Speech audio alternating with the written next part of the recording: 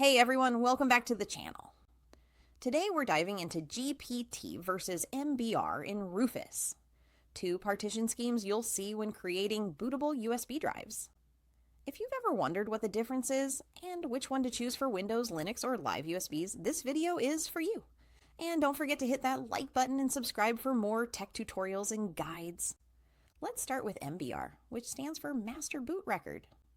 MBR is the older partition scheme, widely compatible with older BIOS systems. It supports up to 4 primary partitions per drive and works well with most older PCS. If you're working on a legacy system or a computer without UEFI, MBR is usually the safe choice.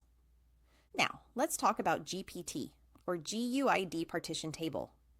GPT is a modern standard used by most UEFI systems.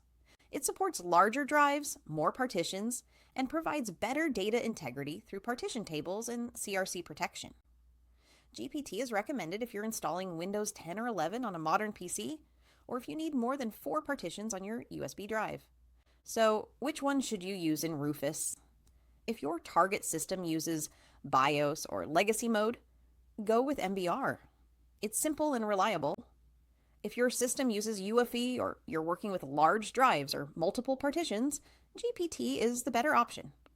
Rufus makes it easy to switch between the two depending on your needs.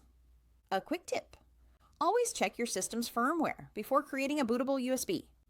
Using the wrong scheme can prevent your computer from booting the USB properly. Knowing the difference between GPT and MBR ensures your drive works perfectly the first time. In short, MBR is great for compatibility with older systems, while GPT is ideal for modern systems and advanced setups. Choosing the right partition scheme in Rufus saves you time and prevents boot errors. If you found this video helpful, give it a thumbs up, share it with friends who might need a bootable USB, and subscribe for more tech tutorials and guides. Thanks for watching, and I'll see you in the next one.